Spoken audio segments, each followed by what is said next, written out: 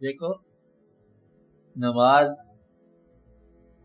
یا عبادت، اب میں نے ایک بات بتائی تھی آپ کو کہ جہاں شوق ہے وہاں تھکاوٹ اور کلفت نہیں ہے، اور شوق کی کمی ہے تو عبادت نہیں ہے۔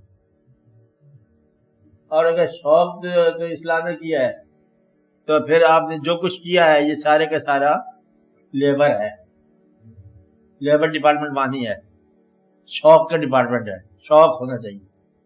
اس لیے آپ نے آپ کو دل سے عبادت کرو بجائے اس کے کہ وجود سے کرو۔ جب آپ وجود سے کرو گے تو اس میں محنت کا تصور ہوگا، عبادت کا تصور ہوگا، ارننگ کا تصور ہوگا، لیبر کا تصور ہوگا۔ اور دل سے کرو گے تو شوق کی داستان ہوگی۔ شوق کی تعریف یہ کہ تھکتا نہیں، اور جو تھک جائے وہ شوق نہیں۔ اگر وہ ریسٹ کا تمنا ہے تو شوق نہیں ہے، شوق کا مطلب یہی ہے کہ تھکے نہ۔ اس لیے یہ ہمارے ہاں جو عبادت کا تصور ہے، یہ رجوع اللہ کا، یہ لیبر ہے۔ دنیا سے آپ کو اٹھا کے محنت کرو، مشقت کرو، محنت کرو، سب بیداریاں کرو، اور یہ جو ہے نا الارم لگا کے محنت کرنا، یہ کوئی نہیں۔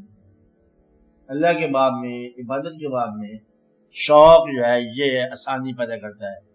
اور فقراء کا داستان یہی ہے۔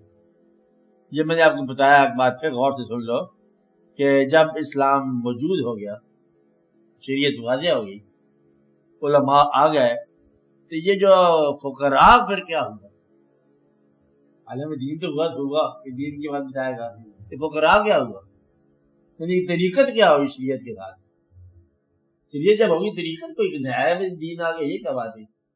پھر میں نے آپ کو یہ بات بتائی ہوگی کہ شریعت اور طریقت کا فرق یہ ہے کہ آپ پھر کربلا کے میدان میں دیکھو کہ کربلا کے میدان میں جو شہید کرنے والے ہوں گے انہوں نے بھی نماز پڑھی ہوگی، یا یوں کہا ہوگا کہ چلو امام کو جلدی شہید کرو پھر ہم نے نماز بھی پڑھنے جانا ہے۔ آپ بات سمجھیں؟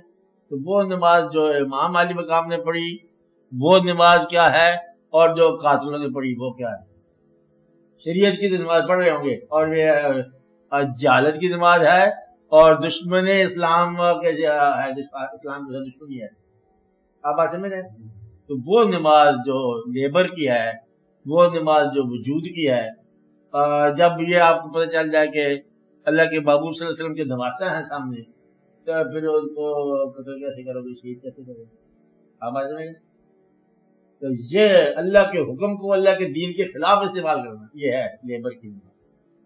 کیونکہ آپ دیکھا اسلام کے نام پہ مسلمانوں کے ساتھ جنگ کرتے ہیں مسلمان، تو ہو سکتا ہے دونوں ہی جنگ نہیں ہو۔ وجہ کیا ہے کہ یہ لیبر کی بات، محنت کی بات ہے۔ تو علماء کے ساتھ پھر اس لیے آئے فقراء مشائخ کرام، تو انہوں نے بتایا کہ نماز محبت کی پڑھو۔ جب عبادت آپ محبت کی کرو گے تو پھر یہ سارا واقعہ حل ہو جائے گا۔ اس میں نہ کوئی تھکاوٹ ہوگی، نہ کوئی ٹائم ہوگا، نہ کوئی واقعہ ہوگا، نہ کوئی گنتی ہوگی، چلتے جاؤ۔ اس لیے یہ ہے کہ مشقت کا، میں تو یہ کہوں گا کہ مشقت کا تعلق نہیں ہے، وہاں راحت کا تعلق ہے کہ نماز جو ہے یا عبادت جو ہے یہ راحت ہے، اور اللہ کا شکر ادا کرا کرو کہ آپ کو عبادت کے لیے اس نے آسانیاں عطا فرمائی۔ اگر جو شخص یہ کہے کہ یا اللہ میں آج کیوں تیرے پاس بڑا آخا بڑا آیا کہ رستہ کسی آپ ہی بتاؤ کیا حالات ہی خراب ہے، تو یہ پھر اللہ تعالیٰ پھر کیا کہے گا؟ نہ ہی ہوتا مقصد کہ وہ جو کائنات جس کے سامنے جھک رہی ہے تم اس کو احسان جتا رہے ہو کہ اٹھو بھائی تھوڑا جاگیے، تھوڑی ہمت کریے، عبادت کریے، ٹھنڈا پانی ہے اس کو گرم کریں، اور پھر اللہ تعالیٰ پہ تھوڑا سا احسان کرے، اگر اس کی عبادت تو کرنی ہے نا، یہ تو کوئی بات نہیں۔ احسان اس کا ہے کہ تمہیں عبادت کی توفیق عطا فرمائے، تم شوق رکھو، اور اس کو جب بھی کبھی وقت مل جائے تو اس کا شکر ادا کرو کہ اس نے تمہیں توفیق عطا فرمائے۔ اگر نماز پڑھ جاؤ تو پھر یہ اس کا شکر ادا کرو، اللہ کی یاد کرو تو اس کا شکر بھی ادا کرو، اللہ کے نبی صلی اللہ علیہ وسلم پر درود شریف بھیجو تو شکر ادا کرو کہ اس نے جو آپ کو توفیق عطا فرمائی۔